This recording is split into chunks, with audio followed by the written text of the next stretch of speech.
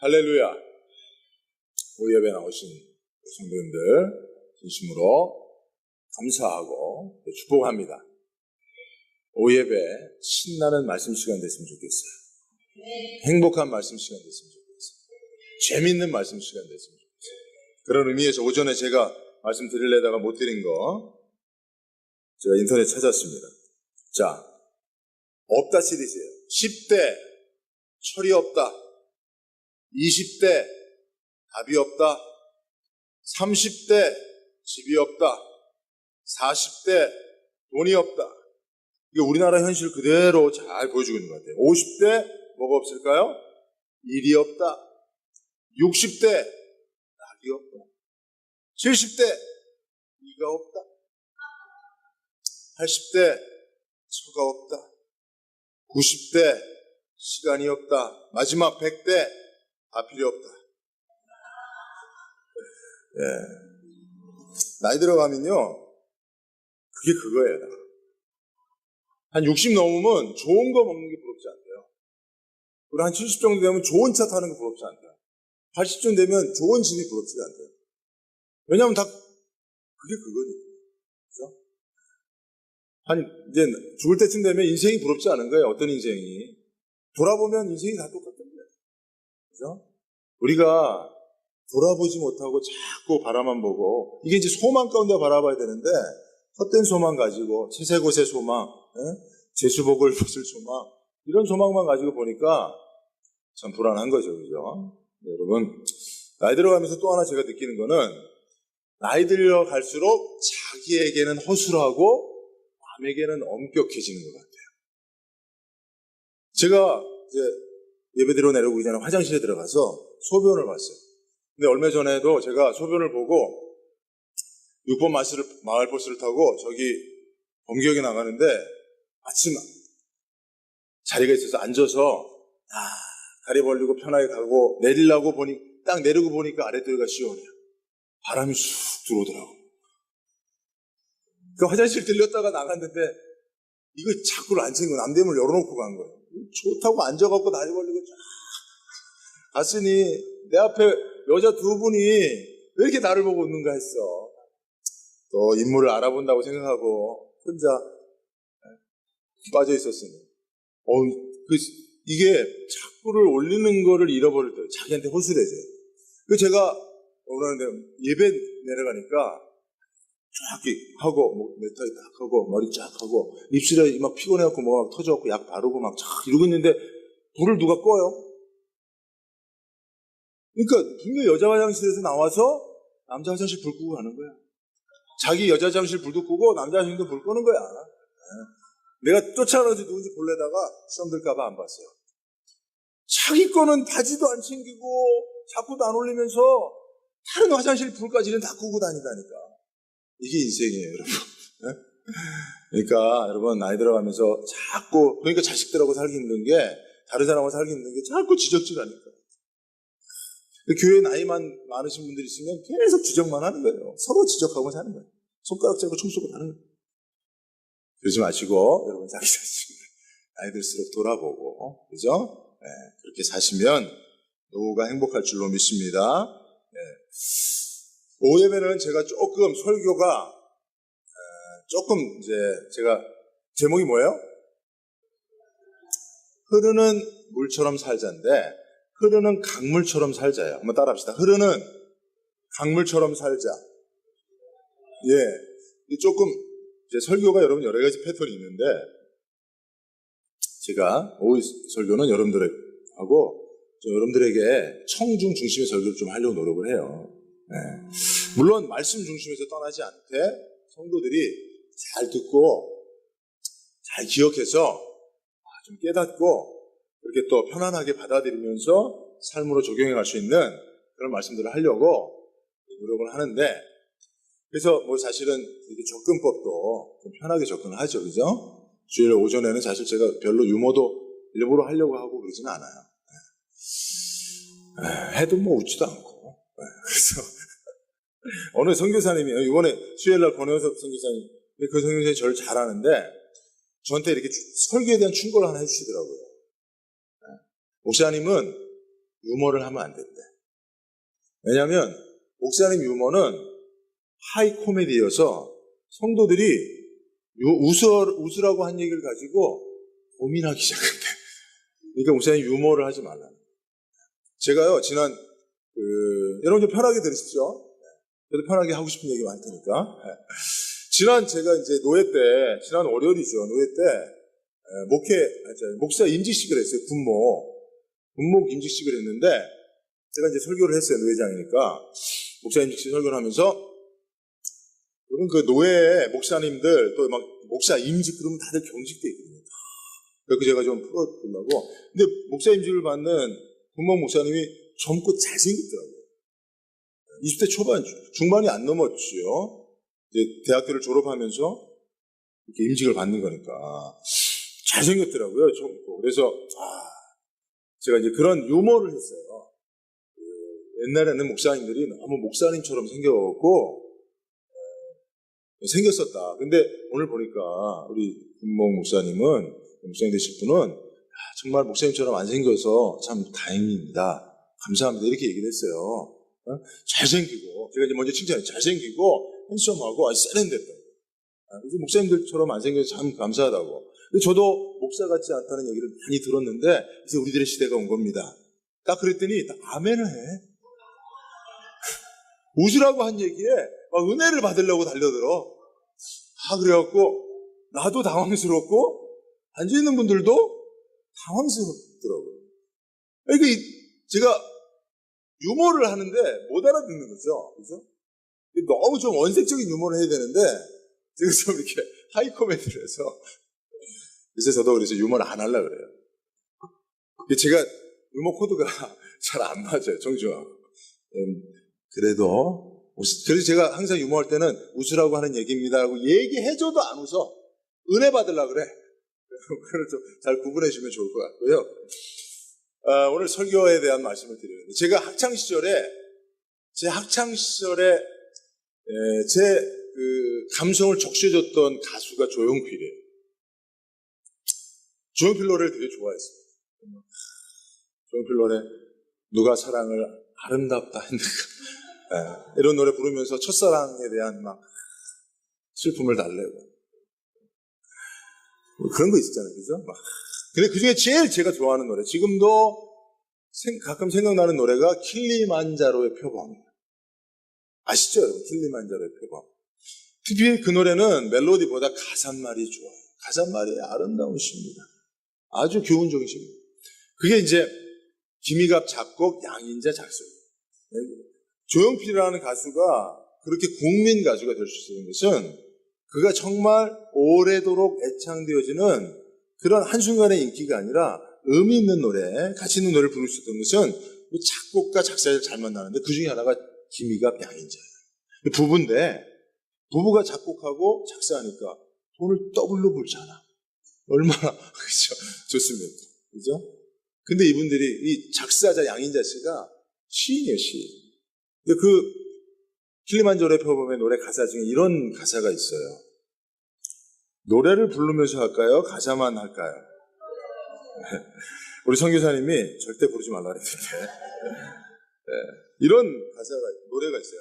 바람처럼 왔다가 이슬처럼 갈 순 없잖아. 내가 산 흔적일랑 남겨둬야지. 한 줄기 연기처럼 가뭇 없이 사라져도 빛나는 불꽃이 타올라야지. 이렇게 부르는 거예요. 노래방에서 부르면 이렇게 불러요. 근데 노래는 기억하지 마시고, 제가 뭐 노래했다 이런 거 가면 거기 하나도 안 됩니다. 우리끼리니까 하는 얘기. 여기 만약에 타 교인이 한 명이라도 있으면 저 노래 안 불렀을 거예요. 이제 더 긴 가사가 있어요. 근데 요거만 보더라도 문제를 내겠습니다. 이 가사 속에, 제가 부른 가사 속에 담긴 인생에 대한 4가지 비유. 뭐가 나옵니까? 가사 있잖아요. 바람이죠. 바람 같은 인생이 나와요. 그래서 이슬같이 같은 인생. 또, 그렇죠. 연기처럼 사라지는 인생. 또, 불꽃 같은 인생. 그렇죠? 여러분, 우리 인생은요, 빨리 지워요. 이거만 보겠습니다. 나를 보세요. 우리 인생은 이와 같이 어떤 사물이나 자연의 현상에 비유되어 설명할 수 있어요. 그죠? 지금 여기 이제 양인자 씨는 어떤 인생을 살라는 거예요? 불꽃 같은 인생을 살라. 연기처럼 순간 사라져 버릴지라도 그처럼 인생을 타오르라는 거예요. 할렐루야. 여러분, 이거 성경적이지 않습니까? 성령의 불을 가지고 불같이 타오르는 인생. 그죠? 예? 그런 말이 있잖아요. 그죠? 나는 달아 없어질지언정 녹슬지. 그 같은 의미죠. 사실은 우리가 이제 한 사람의 인생을 보고 또 그 사람의 인생을 이렇게 전체적으로 바라볼 때 그런 어떤 느낌을 가질 수가 있어요. 그죠? 불꽃 같은, 저 사람 참 불같이 산다. 그죠? 네. 개미처럼 열심히 산다. 그런 거 있는데, 제가 예수님의 인생을 이렇게 생각해 보면서 예수님은 어떤 식으로 표현할 수 있을까요? 그분의 인생을. 제가 무엇을 깨달았을까요? 예수님의 인생을 생각할 때 이렇게 눈치가 없어. 오늘 설교 제목이 뭐야? 흐르는 강물처럼 예수님이 사신 것 같다는 생각이 들었어요. 흐르는 강물처럼 사신 예수님이. 네. 뿐만 아니라 예수님을 본받고자 힘썼던 사도 바울이 그런 얘기 했거든요. 내가 예수를 본받은 것처럼 너희도 나를 본받은 자라고 그랬어요. 그러니까 사도 바울의 삶도 들여다보니까 흐르는 강물처럼 산 것이 아닌가 하는 생각을 제가 한 거예요. 그러면서 결국은 제가 여러분들에게 말씀드리고 싶은 것은 예수님의 삶이요, 예수님을 본받은 사도 바울의 삶입니다만은 이것을 제가 여러분들에게 이해하기 쉽게 설명하는 도구로 가져온 게 흐르는 강물인 거를 여러분 기억하셔야지. 목사님이 성경을 보다가 예수님이 흐르는 강물처럼 살았다고 그러는데 어디 성경에서 흐르는 강물이 있느냐? 보세요. 이단들이 그런 식으로 접근해요. 성경의 삼위일체가 어딨냐? 찾아봐라. 거짓이다.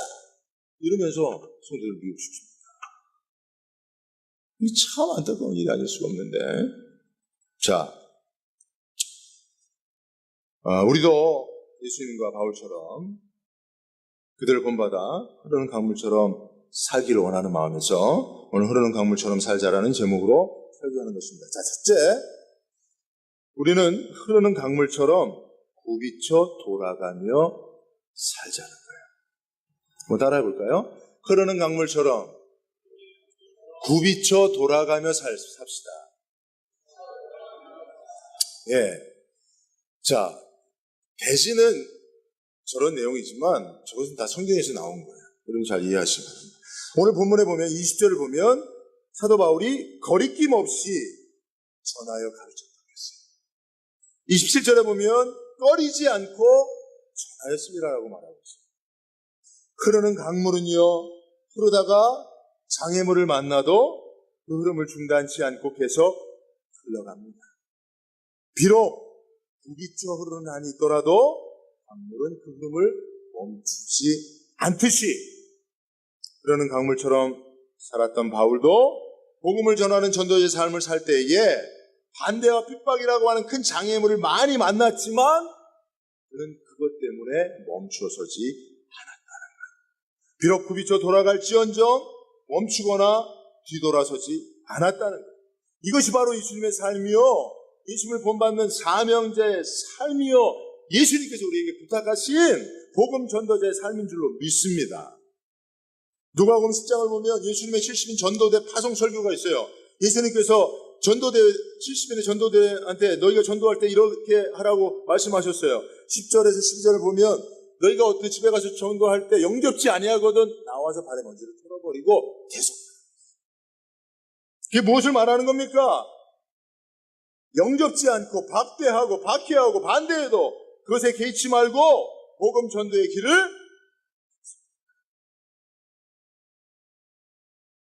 장애를 만나도 그것 때문에 주저앉지 말고 그거에 너무 창념하지 말고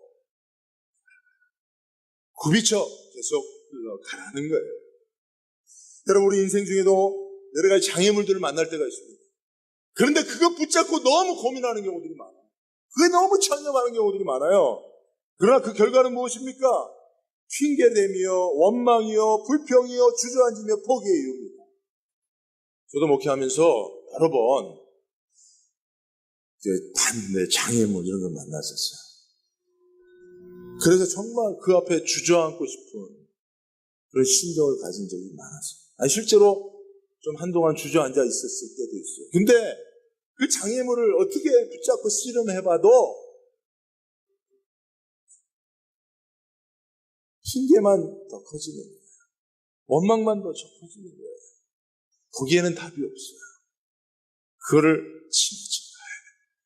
굽이쳐 돌아가더라도 조금 시간이 더디더라도 지나쳐 가야 그 다음에 하나님의 무엇인가 역사가 있는 거예요. 근데 여러분들 보십시오. 사람들이 왜 주저앉습니까? 장애물 앞에 주저앉아요. 주저앉아서 무슨 얘기합니까? 신세 한탄하죠. 왜 내 인생엔 저런 것이 있냐 말이에요. 나는 잘 흘러가려고 하는데 왜 내 앞길을 가로막냐 말이에요. 내가 못 가는 거는 너 때문인 줄 알아. 이러면서 거기 주저앉아 있어요. 그러지 말잖아요. 그래서 예수님도 얼마나 많은 반대를 맞았습니까? 그런 예수님이 그들과 어떻게 상대했습니까? 마태복음 10장 19절에 보면 그는 다투지도 아니하며 들레지도 아니하리니 아무도 길에서 큰 소리를 듣지 못하리라. 예수님이요 반대를 만났을 때 다투지 않았다는 거예요.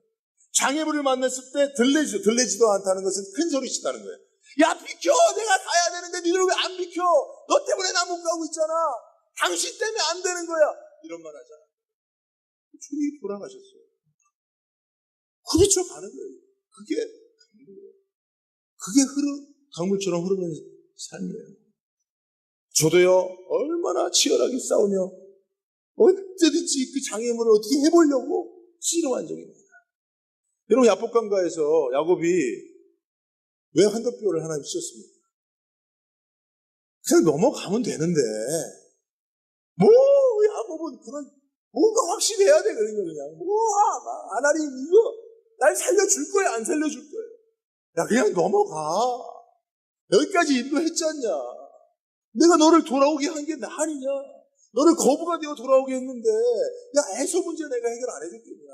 너 그 일일이 하나, 둘, 다 모든 건 나하고 시비할 거냐. 그래도 야곱이 하나님, 이 문제 해결해줘야 나 다시 안 갑니다. 그러니까 하나님, 있다, 이 자식아. 하늘 벌쳐버린 거야. 왜냐하면 매맞아야 가거든요. 매맞지 않으면 안 놀 것 같으니까. 우리 인생이 그래요. 야복강가에서 건너가면 돼요. 그냥 믿음으로. 그게 믿음 아닙니까? 근데 예수라고 하는 장애물 하나님이 처리해줘야 내가 건너가겠다고. 그러니까 안 돼요. 그냥 건너갑니다. 그죠? 이게 예수님의 삶이에요. 이게 사도 바울의 삶이에요. 사도 바울 반대를 만났어요. 그죠? 근데 그것 때문에 복음 전하는 일에 손해는 받았지만 중단은 없었다는 거예요. 우리가 인생에 손해 안 보려고 그러니까 장애물 만났을 때 막 씨름하는 거예요. 손해 보세요. 좀 굽이쳐 돌아가세요. 아멘이죠. 그죠? 오늘 초점은 거기 있는 거예요. 꺼리낌이 있었지만 여러분에게 전하여 가르쳤다는 거예요. 꺼리는 게 있었지만 하나님의 뜻을 다 여러분에게 전했다는 거예요. 이것이 저와 여러분들의 삶이길 바랍니다. 전도할 때 반대 만난다고 안 되더라고. 뒤돌아서지 말라는 거예요. 안 받으면 다음 사람한테 너 주면 되잖아요. 주고 안 받으면 그 다음 사람 주면 되잖아요.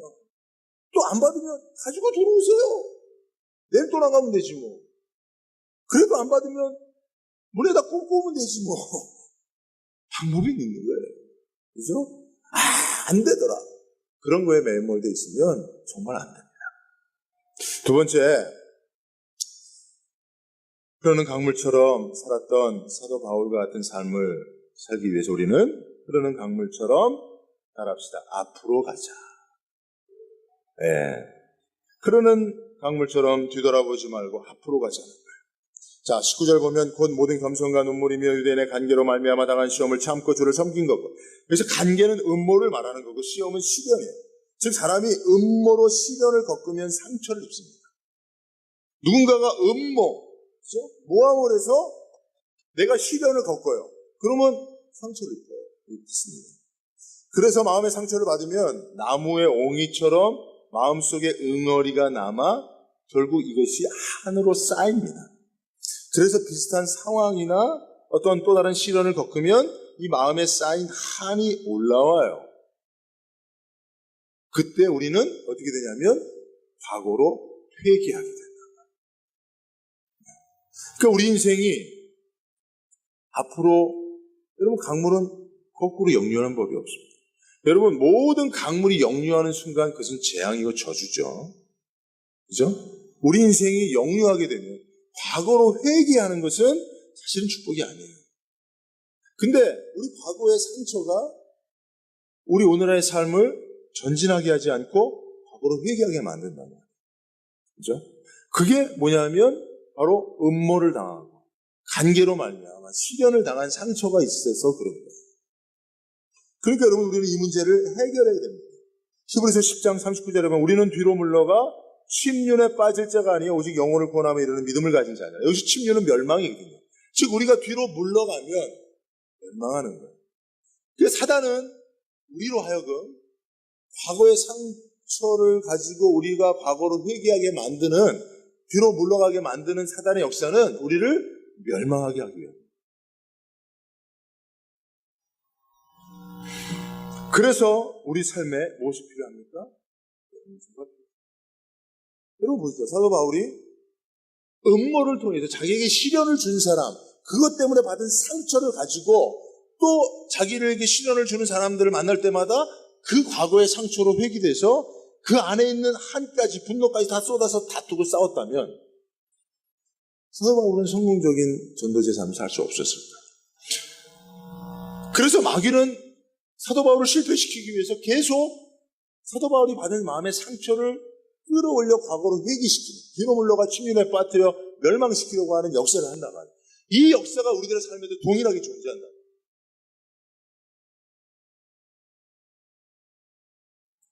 제가 아버님하고 살면서 너무 많이 그런 걸 느끼는 거예요.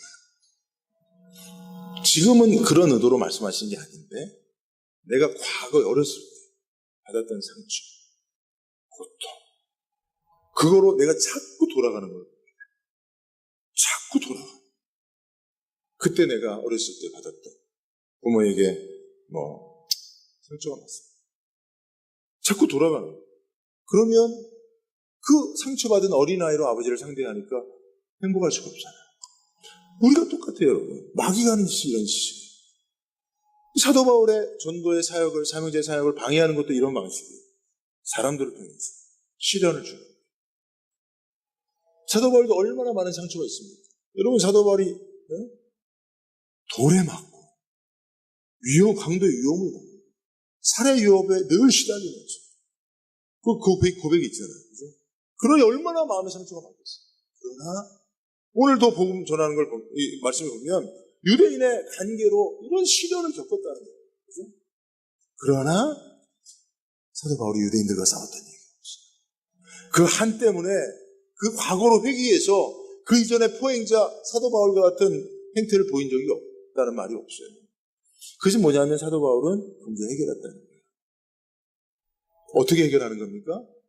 용서하는 거예요. 용서. 여러분, 흐르는 강물처럼 앞으로 흘러가려면 과거에 회귀하지 않고 과거에 붙잡혀 있지 않아야 되는데, 그러려면 과거를 용서해야 됩니다. 자, 그러면 기독교적인 용서는 뭔지 아세요? 하나님의 용서는 뭔지 아세요? 기억하지 않는 거예요. 그러니까 우리가 누군가를 용서했다면 기억하지 않는 하나님의 용서의 수준에 머물고 있을 수 있어요. 우리는요, 그런데 아직 그 수준까지는 안 갔어요. 기억하지만 용서하겠습니다. 이를 갈면서. 그런데 좀 싸우잖아요. 그러면 생생히 기억한 게 아주 디테일한 묘사로 말해진다.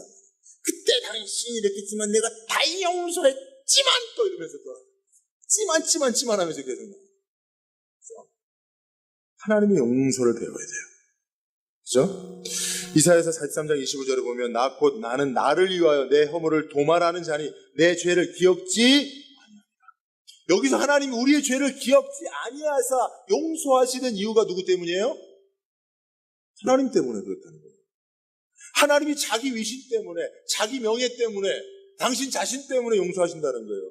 그래서 내가 용서하되 기억지도 않겠다는 거예요. 여러분, 우리가 누군가를 용서해야 될 이유는, 그 이유는 누구를 위해서요? 나를 위해서예요. 내가 앞으로 가야 될 삶이 있어요. 내가 완수해야 될 사명이 있어요. 내가 전진하는 삶을 살아야 될 필요가 있어요. 근데 자꾸 과거에 매어 있으니까 뒤로 물러가면 침륜에 빠지고 멸망하게 되니까 뒤로 나를 붙잡아대는 것은 용서하지 못하는 나의 삶이요 상처니까 그거 지워버리고 하잖아요. 그래야 강물이 언제 뒤돌아보는 거 봤어요? 없어요. 네. 앞으로만 가는 거예요. 네. 용서해야 과거의 끈을 끊을 수 있는 것입니다. 과거에 매어 있지 말아야 우리는 그리스도인의 거룩함과 청결한 영성을 흐르는 물처럼 수용할 수가 있는 것입니다. 네, 쉽지 않은 일입니다. 네, 우리는 다른 건 다 기억 못해도 내게 상처 준 사람은 꼭 기억하잖아요. 그죠? 돈 빌린 거는 기억 못해도 돈 빌려준 건 철저하게 기억하잖아요. 어떻게 우리의 기억이에요? 그죠? 이걸 하나님께 기도해야 돼요. 그러니까 진정한 용서는 내가 하는 게 아니고 하나님이 용서하기로 순종하기로 결단한 자에게 주시는 축복인 줄로 믿습니다. 네, 여러분 그 기도하자는 거죠. 또한 여러분들에게 한 가지 더 계속 우리 인생을 흘러 앞으로 가게 하기 위한 팁이 두 가지가 있는데 하나는 낮은 데로 가야 돼요. 강물이 계속 앞으로 흘러갈 수 있는 이유가 뭐죠? 높은 데서 낮은 데로 가는 거예요. 내가 높은 데로 가려고 그러면 영영하는 인생이 될 수 있어요. 낮은 데로 가면 돼요. 두 번째는 뭔지 아십니까? 목적지 바다를 잊지 않기 때문에. 출발부터 목적지가 분명하게 갑니다. 이 두 가지 여러분 잊지 않으면 계속 흘러 앞으로 갈 수 있습니다. 자, 세 번째 마지막 말씀드리죠. 흐르는 강물처럼. 여러분 좀 기대가 되죠, 세 번째는. 목사님이 설교하면서 성경을 보면서 이병돈 목사가 이 말씀을 보면서 흐르는 강물을 떠올리셨구나. 그러면 세 번째는 뭘까? 그죠? 첫 번째, 두 번째는 이제 세 번째는 저도 이렇게 설교를 준비하고 이렇게 쫙 묵상하면서 하나님, 이 깨달음 하나님 주신 게 맞죠? 이러고 스스로 감탄하고 그러는데 세 번째 뭐죠? 흐르는 강물처럼 적시며 또 채우며 가라. 한번 따라합니다. 흐르는 강물처럼 적시며 또 채우며 가라. 여러분, 강물이 강물로 불리울 수 있는 이유는 웅덩이를 만났을 때 거기에 고여있지 않고 또한 바위를 만나면 그 바위에 머무르지 않고 적시고 가며 웅덩이를 채우고 가면 그것이 강물이에요. 그죠? 그러나 웅덩이에 머물러 있으면 그 강물은 그 순간 더 이상 강물이 아니고 뚠벙물이 되는 거예요. 뚠벙 아세요? 뚠벙? 뚠벙 아시죠? 박현아 집사님 고개 아주 격하게 흔들고 있어요. 네, 그 저쪽 전라남도 쪽에 있어요. 아이스는 오늘 찬양도 하시니까 오랜만에 이거는 이제 회귀가 아니라 복귀입니다. 복귀. 찬양으로의 복귀. 얼마나 감사한지. 개나리 옷을 입고 찬양단에 쓰셔서 함께 찬양하니까 좋네요. 그죠? 계속 할 수 있기를 바라고요. 여러분, 강물이 쓰는 거는 웅덩이를 만나면 한동안은 채워지지만 채우고 가면 강물이에요. 큰 바위를 만나 멈춰서면 뚠벙물이고 적시고 가면 강물입니다. 여러분, 우리가 흐르는 강물로 살 것입니까? 아니면 웅덩이에 갇힌 고인물로 살 것입니까? 자, 이것을 우리가 누가 강물로 살고 싶죠? 흐르는 저 강물. 얼마나 아름답습니까? 보는 이도 행복하고 흐르는 강물도 소망이고. 그죠? 강물로 살고 싶은데 어떻게 이제 강물로 살 수 있느냐? 35절 말씀이에요. 주는 것이 받는 것보다 복이 있다. 웅덩이를 만나면 기꺼이 주라는 거예요. 채우라는 거예요.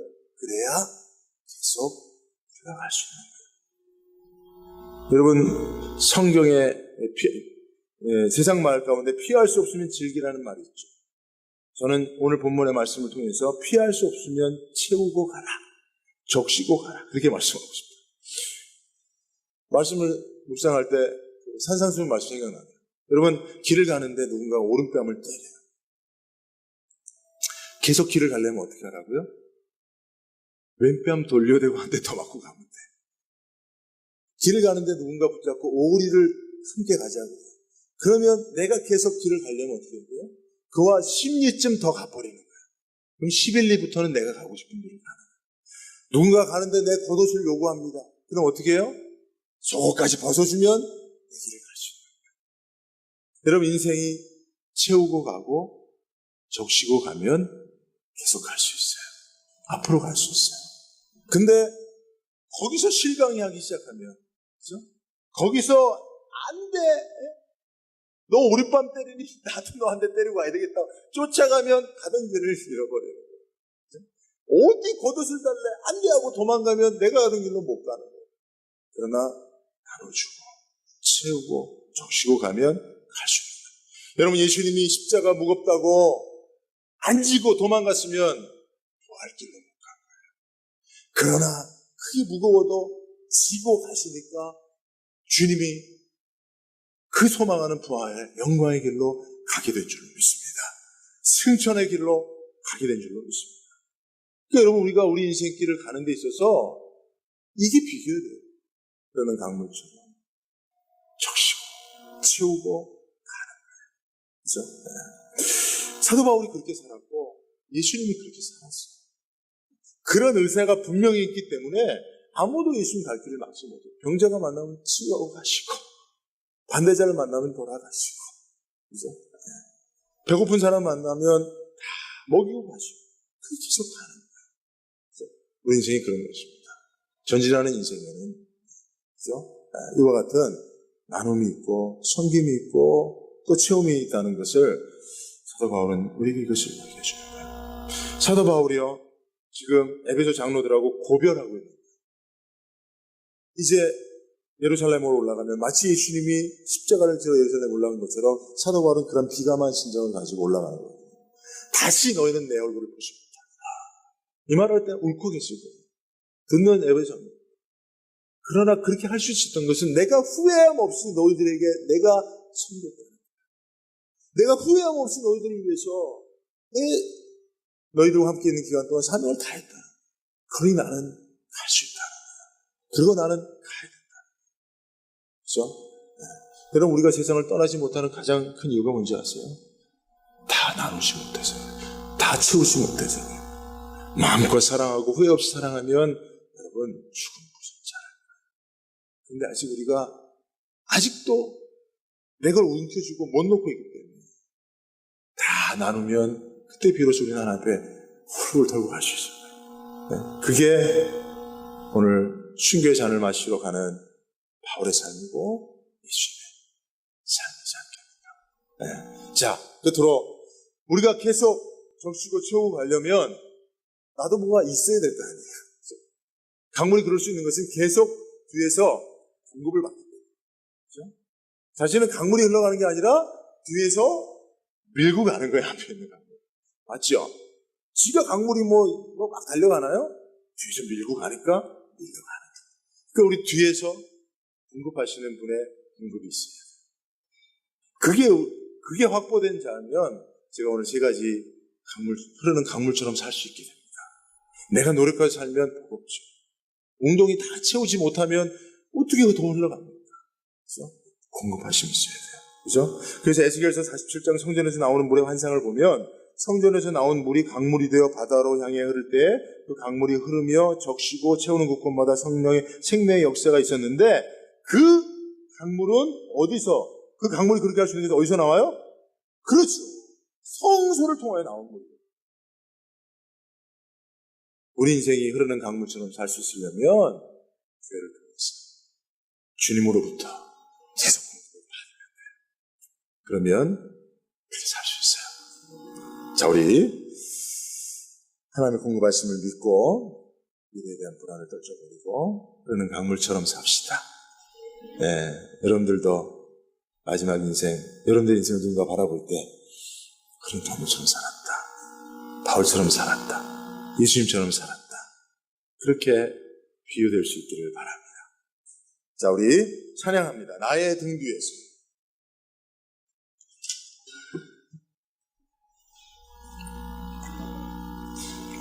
찬양팀 나와서 한번 같이 신나게 우리 인생을 뒤에서 강력하게 공급하셔서 어떤 웅덩이를 만나고 장애물을 만나고 바위를 만나도 적시고 가고 채우고 가고 넘어서 가고 돌아서 가고 계속 갈 수 있도록 해주시는 하나님의 공급을 바라보면서 이 찬양 1126번 나의 등 뒤에서 다 준비되면 같이 반주합시다. 우리